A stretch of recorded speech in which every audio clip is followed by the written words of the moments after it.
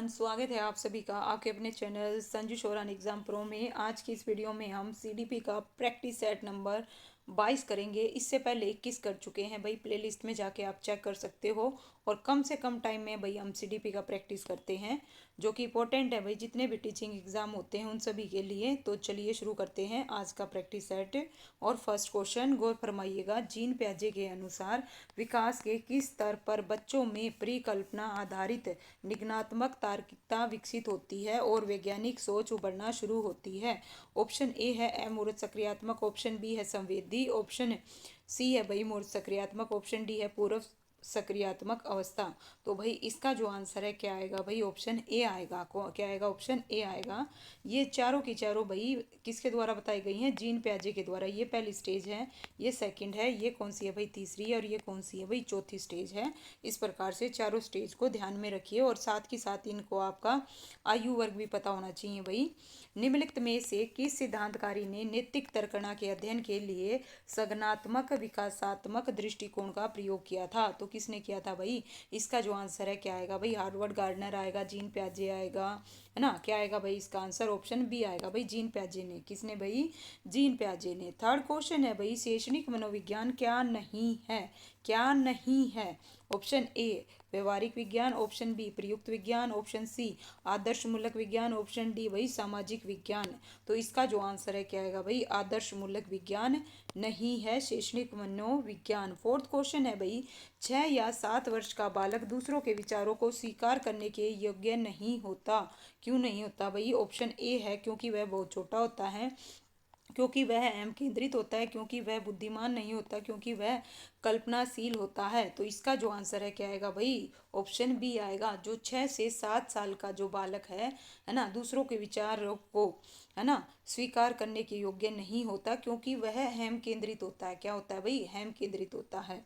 इसका जो आंसर है क्या आएगा भाई, ऑप्शन बी आएगा। नेक्स्ट है भाई, इनमें से कौन सा शारीरिक विकास का एक प्रमुख नियम है पूछा गया है, ठीक है।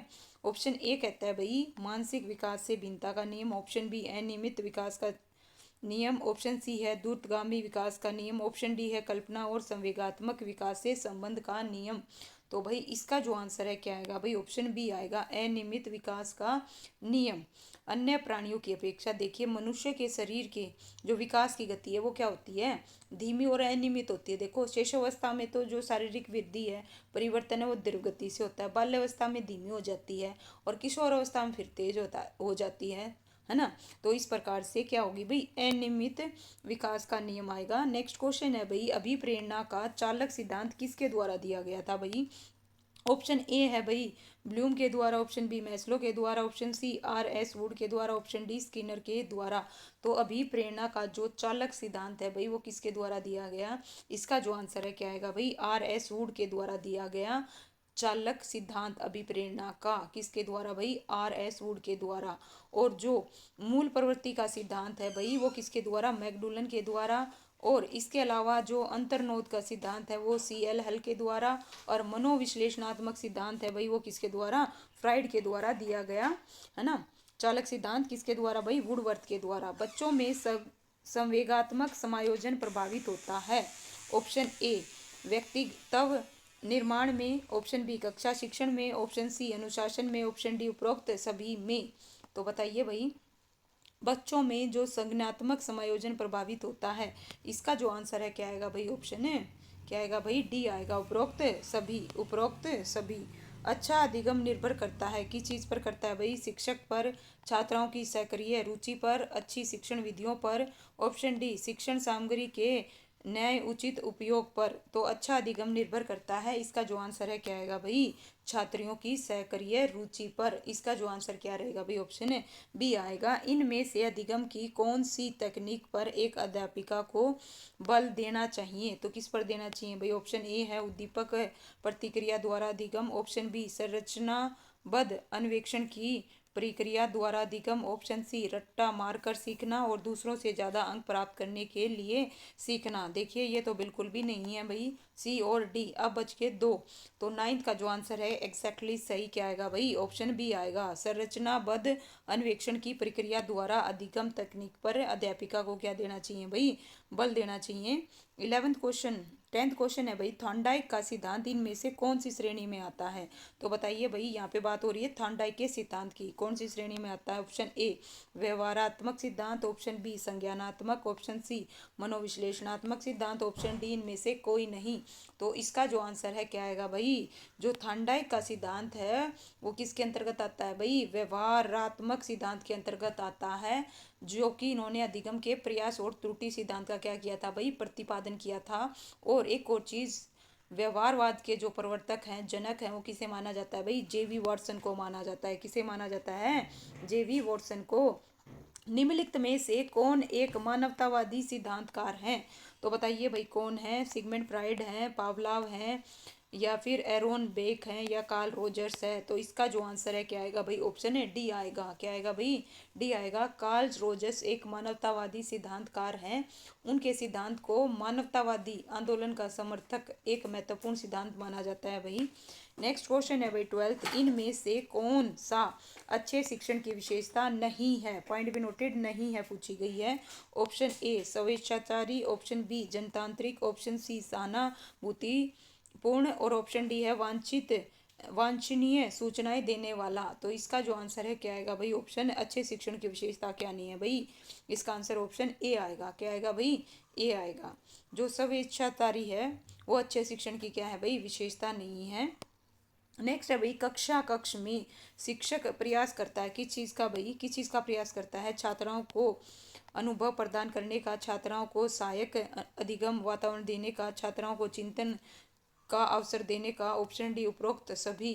तो इस प्रकार भाई कक्ष में शिक्षक प्रयास करता है किस चीज़ का भाई? इसका जो आंसर है क्या आएगा भाई? ऑप्शन डी आएगा, उपरोक्त सभी का। नेक्स्ट है भाई 14th क्वेश्चन, विद्यालय जीवन यानी स्कूली शिक्षा का मुख्य उद्देश्य होना चाहिए, कैसा होना चाहिए भाई? उच्च उत्तीर्ण प्रतिशत, समय पर पाठ्यक्रम पूरा करना, बालकों का अनुशासित जीवन, ऑप्शन डी बालकों द्वारा सह क्षमताओं का अर्जन। तो विद्यालय जीवन का मुख्य उद्देश्य क्या होना चाहिए?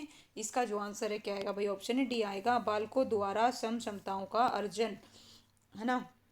ये बिल्कुल करेक्ट है भाई। 15 का जो आंसर है, निम्नलिखित में से कौन सा वृद्धि और विकास के संदर्भ में सही नहीं है? तो ऑप्शन ए पैर से सिर, ऑप्शन बी निकट से दूर, ऑप्शन सी सिर से पैर, ऑप्शन डी वंशानुक्रम एवं वातावरण की अंतःक्रिया। हमसे क्या पूछा भाई? संदर्भ में सही नहीं है। इसका जो आंसर है क्या आएगा भाई? ऑप्शन ए आएगा, पैर से सिर। ऑप्शन ए रहेगा भाई। जो वृद्धि और विकास है, क्या है भाई? वृद्धि और विकास क्या होता है भाई? सिर से पैर होता है। क्या होता है? सिर से पैर होता है, ना कि पैर से सिर। नेक्स्ट है भाई 16 क्वेश्चन है, एक समावेशी कक्षा के लिए, किस चीज़ के लिए भाई? एक समावेशी कक्षा के लिए शिक्षकों को किस प्रकार की तैयारी की आवश्यकता नहीं होती? क्या है भाई? नहीं होती। ऑप्शन ए है व्यवहारिक वह सामाजिक सक्रियाओं की संपूर्ण भागीदारी, ऑप्शन बी समस्याग्रस्त छात्राओं के बालकों से शीघ्र और सतत संपर्क, ऑप्शन सी निदानात्मक वह उपचारात्मक प्रक्रियाओं का अधिकतर प्रयोग, ऑप्शन डी ध्येयशीलता का कम होना। तो देखिए यहाँ पे क्या पूछा है? एक समावेशी कक्षा के लिए शिक्षकों को किस प्रकार की तैयारी की आवश्यकता नहीं होती? तो इसका जो आंसर है ना भाई, क्या आएगा? ध्येयशीलता का कम होना। ये नहीं आएगा भाई, ठीक है, ये नहीं आएगा। नेक्स्ट है भाई गुणज वैकल्प्य, क्या है भाई? देखिए गुणज वैकल्य की पहचान क्या है? यहाँ पे बात हो रही है भाई गुणज यानी कि डिसकैलकुलिया। ये क्या है भाई? हिंदी में, इंग्लिश में इसको क्या बोलते हैं? डिसकैलकुलिया बोलते हैं। डिसकैलकुलिया की पहचान क्या है? ऑप्शन ए गणक कौशलहीनता, संख्याओं वह गणितीय तथ्यों को समझने में दिक्कत, ऑप्शन बी अवधान अतिक्रियाशीलता और आवेगशीलता, ऑप्शन सी मौलिकता प्रवाह लचीलापन, ऑप्शन डी मांसपेशियों के संचालन गतिशीलता और प्रस्तुतता में कठिनाई। तो इसका जो आंसर है क्या आएगा भाई? ऑप्शन ए आएगा। क्या आएगा भाई? ऑप्शन ए आएगा। नेक्स्ट क्वेश्चन है, आर्मी अल्फा और आर्मी बीटा किस प्रकार के परीक्षण हैं? तो बताइए भाई किस प्रकार के परीक्षण हैं? इसका जो आंसर है क्या आएगा? आर्मी अल्फा और आर्मी बीटा किस प्रकार के परीक्षण है भाई? इसका आंसर क्या आएगा भाई? ऑप्शन है बी आएगा, समूह परीक्षण है। कैसे हैं भाई? जो आर्मी अल्फा आर्मी बीटा सामूहिक बुद्धि परीक्षण है। अमेरिकी का जो सैनिक है भाई, उन्होंने मनोवैज्ञानिकों ने दो परीक्षण, एक आर्मी अल्फा और एक आर्मी बीटा विकसित किए थे, और दोनों ही परीक्षण कैसे थे? समूह सामुदायिक परीक्षण थे, जिसमें भाई एक तो भाषा परीक्षण था, दूसरा क्या था? एक गैर भाषा परीक्षण था, ठीक है। तो आर्मी अल्फा, लीजिए भाई इस प्रकार से बता भी देती हूँ। जो आर्मी अल्फा है, जो आर्मी अल्फा है ये कैसा है भाई, सामूहिक साप्ताहिक परीक्षण है। और जो आर्मी बिट्टा है वो कैसा है भाई, असाप्ताहिक परीक्षण है। कैसा है, असाप्ताहिक परीक्षण है। 19th क्वेश्चन है भाई, 19th क्वेश्चन, ये क्वेश्चन आ जाते हैं भाई और पूछे गए हैं। किसी व्यक्ति के 19th क्वेश्चन है, किसी के व्यक्तित्व के विकास से डैश में सहायता होती है। किसी के व्यक्तित्व के विकास से डैश में सहायता होती है। ऑप्शन ए, परिपक्वता की प्रक्रिया को तेज करने से। ऑप्शन बी, शरीर का कद बढ़ने से। ऑप्शन सी, सामाजिक परिस्थितियों से निपटने में। ऑप्शन डी, जन्मजात विकारों पर काबू पाने पाने तो किसी के व्यक्तित्व के विकास से डैश में सहायता होती है। इसका जो आंसर है क्या आएगा भाई, सामाजिक स्थितियों से निपटने में। किस चीज में भाई, इसका जो आंसर है क्या आएगा, सी आएगा। नेक्स्ट है भाई, परीक्षण के द्वारा, किस चीज के द्वारा भाई, जस्ट 1 मिनट। परीक्षण के द्वारा किसी क्षेत्र विशेष में अच्छा कर पाने की संभावना है। अभिक्षमता है, अभिप्रेरणा है, अभिवृत्ति है, या इनमें से कोई नहीं। तो 20 का जो आंसर है क्या आएगा भाई, ऑप्शन ए आएगा, अभिक्षमता। अभिक्षमता मानव क्षमता का एक प्रमुख अंश है जिसका वितरण भाई विविधतापूर्ण है। किसी क्षेत्र विशेष कौशल या ज्ञान प्राप्त करने की क्षमता को क्या कहा जाता है भाई, अभिक्षमता कहा जाता है। क्या कहा जाता है भाई, अभिक्षमता कहा जाता है। परिवार एक साधन है, परिवार एक साधन है किस चीज का भाई, ऑप्शन ए, अनौपचारिक शिक्षा का। ऑप्शन बी, औपचारिक शिक्षा का। ऑप्शन सी, गैर औपचारिक शिक्षा का। ऑप्शन डी, दूरस्थ शिक्षा का। तो इसका जो आंसर है क्या आएगा भाई, 21 का आंसर ऑप्शन ए आएगा। परिवार कैसा है भाई, एक अनौपचारिक शिक्षा का क्या है भाई, साधन है। क्योंकि परिवार ही बालक का प्रथम विद्यालय होता है। माता पिता को ही बालक का प्राथमिक क्या है, शिक्षक माना जाता है। और इससे प्राप्त ज्ञान को अनौपचारिक माना जाता है भाई। ठीक है, मानसिक आयु के संपर्क का सर्वप्रथम प्रयोग किया, किसने किया भाई, थॉर्नडाइक ने किया, गिलफोर्ड ने किया, स्पीयरमैन ने, या बिने साइमन ने। तो इसका जो आंसर है क्या आएगा भाई, ऑप्शन डी आएगा, बिने साइमन ने। किसने किया भाई, मानसिक आयु के संपर्क का जो प्रतिपादन है बिने के द्वारा किया गया था। किसके द्वारा भाई, बिने के द्वारा। ठीक है, नेक्स्ट क्वेश्चन है भाई, अल्बर्ट बंडूरा इनमें से किस सिद्धांत से संबंधित हैं। ऑप्शन ए, सामाजिक अधिगम सिद्धांत से, व्यवहारात्मक सिद्धांत से, विकास का संज्ञानात्मक, विकास का मनोसामाजिक सिद्धांत है। तो इसका जो आंसर है अल्बर्ट बंडूरा भाई सामाजिक अधिगम सिद्धांत से संबंधित हैं। इसका जो आंसर है ऑप्शन ए आएगा। नेक्स्ट क्वेश्चन है भाई, एक बालक जो साइकिल चलाना जानता है, एक बालक जो साइकिल चलाना जानता है और मोटर बाइक चलाना सीख रहा है, यह उदाहरण होगा, किस चीज़ का उदाहरण होगा भाई, गौर फरमाइएगा। ठीक है, ऑप्शन ए कहता है क्षेत्रीय अधिगम अंतरण का। ऑप्शन बी, उद्रव अधिगम अंतरण का। इन दोनों में से ही बताइएगा इसका जो आंसर है क्या आएगा। तो भाई इसका जो आंसर है क्या आएगा भाई, ऑप्शन बी आएगा, उद्रव अधिगम अंतरण का है। जब किसी परिस्थिति में अर्जित ज्ञान, अनुभव, परीक्षण का उपयोग प्राणी द्वारा किसी अन्य विभिन्न प्रकार की या उच्च स्तरीय परिस्थितियों के अध्ययन में किया जाता है तो इसे सीखने का भाई उद्अंतरण कहते हैं, उद्र अंतरण कहते हैं। ठीक है, बालक साइकिल चलाना जानता है तो बाइक चलाना सीख रहा है, ये उद्र अधिगम अंतरण का क्या है भाई, उदाहरण है। नेक्स्ट क्वेश्चन है भाई, स्मृति स्तर एवं बोध स्तर के शिक्षण प्रतिमान की संरचना में कौन सा सोपान उभयनिष्ठ है, मतलब कॉमन है, जो स्मृति में भी आता है और बोध स्तर में भी आता है। देखिए यहाँ पे इन्होंने कितने स्तर बताए थे, 3 बताए थे भाई, कितने बताए थे, 3। ठीक है, एक तो स्मृति, एक बोधक स्तर और तीसरा क्या था भाई, चिंतन। ठीक है, तो जो स्मृति है और जो बोध स्तर है इनमें एक चीज कॉमन है, वो कौन सा है, ऑप्शन ए, सामान्यीकरण है, अन्वेक्षण है, प्रस्तुतिकरण है, तैयारी है। तो इन दोनों में जो कॉमन है वो क्या है भाई, प्रस्तुतिकरण है। इसका जो आंसर है क्या आएगा, ऑप्शन है सी आएगा। ठीक है, जो स्मृति है वो किसके द्वारा भाई, हर्बर्ट के द्वारा, किसके द्वारा, हर्बर्ट के द्वारा। और जो बोध स्तर है, जो बोध स्तर है वो किसके द्वारा भाई, मोरिसन के द्वारा, किसके द्वारा, मोरिसन के द्वारा। और स्मृति स्तर में पहले प्रस्तावना, उसके बाद प्रस्तुतिकरण, और बोध स्तर में सबसे पहले अन्वेक्षण, उसके बाद में प्रस्तुतिकरण। जो दोनों में कॉमन रहेगा वो प्रस्तुतिकरण रहेगा। 26 क्वेश्चन है भाई, पूर्व अनुभव के आधार पर संवेदना को अर्थ प्रदान करना क्या कहलाता है। स्मृति कहलाएगा, प्रत्यक्षीकरण कहलाएगा, कोलर कहलाएगा, गेस्टाल्ट कहलाएगा। तो भाई इसका जो आंसर है क्या आएगा भाई, ऑप्शन है बी आएगा, प्रत्यक्षीकरण कहलाएगा। पूर्व अनुभव के आधार पर संवेदना को अर्थ प्रदान करना प्रत्यक्षीकरण कहलाता है। क्या कहलाता है भाई, प्रत्यक्षीकरण। और संवेदना की बातें ही, प्रत्यक्षीकरण भी एक मानसिक प्रक्रिया है। कैसी प्रक्रिया है भाई, मानसिक प्रक्रिया है। नेक्स्ट और इम्पोर्टेंट क्वेश्चन है भाई, बहुत बार पूछा गया है, 16 पीएफ का प्रयोग किसके मापने हेतु किया जाता है। तो बताइए भाई किसके, है ना। पीएफ का मतलब क्या है भाई, पर्सनैलिटी फैक्टर। क्या है भाई, पर्सनैलिटी फैक्टर, ठीक है। ऑप्शन ए सृजनात्मकता, ऑप्शन बी अभिरुचि, ऑप्शन सी है भाई व्यक्तित्व, ऑप्शन डी है भाई दबाव। तो भाई इसका जो आंसर है क्या आएगा भाई, ऑप्शन है सी आएगा भाई। क्या आएगा, सी। व्यक्तित्व के लिए किस चीज़ के मापन हेतु किया जाता है भाई, व्यक्तित्व के लिए किया जाता है। 28 क्वेश्चन है, विद्यार्थियों में प्रत्यय विकास का निर्माण के लिए शिक्षक की शिक्षण विधि सरल से जटिल की ओर होनी चाहिए।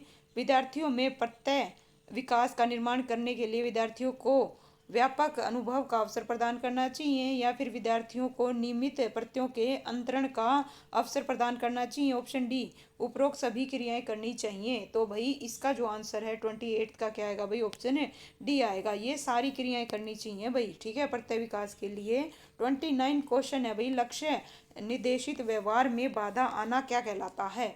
तो बताइए भाई क्या कहलाता है, संवेग कहलाएगा, अभिप्रेरणा कहलाएगा, कुंठा कहलाएगा, या आक्रामकता कहलाएगा। तो इसका जो आंसर है क्या आएगा भाई, कुंठा कहलाएगा, ठीक है। लक्ष्य निर्देशित व्यवहार में बाधा आना कुंठा कहलाता है।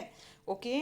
जब अनेक प्रयास करने के बावजूद भी वह बाधा या अवरोध को दूर नहीं कर पाता, तो अपने लक्ष्य तक नहीं पहुंच पाता, उसे इस चीज से क्या होता है भाई, दुख होता है। तो एक प्रकार की विफलता की अनुभूति होती है, जिसे मनोवैज्ञानिक भाषा में क्या कहा जाता है भाई, कुंठा कहा जाता है। क्या कहा जाता है, कुंठा कहा जाता है। समस्या समाधान में लक्ष्य गुणवत्ता के संप्रत्यय को किसने प्रतिपादित किया था। समस्या समाधान में किसमें भाई, समस्या समाधान में लक्ष्य गुणवत्ता के संप्रत्यय को किसने प्रतिपादित किया था भाई। इसका जो आंसर है क्या आएगा भाई, क्लॉक हल आएगा। ऑप्शन बी आएगा भाई, समस्या समाधान में लक्ष्य गुणवत्ता के संप्रत्यय को क्लॉक हल ने प्रस्तावित किया था। तो इसका जो आंसर है क्या रहेगा भाई, ऑप्शन बी आएगा। लीजिए भाई इस प्रकार से 30 में से अपने आप को एनालाइज करके देखिए कितने मार्क्स आए। ये है भाई इसका सोल्यूशन। किसी को कोई भी डाउट हो तो सोल्यूशन चेक कीजिएगा, फिर भी कोई डाउट रहता है तो कमेंट करके आप पूछ सकते हैं भाई। तो वीडियो को लाइक कीजिए, शेयर कीजिए, और नेक्स्ट चैट के लिए भाई चैनल को सब्सक्राइब कीजिएगा। Thank you so much.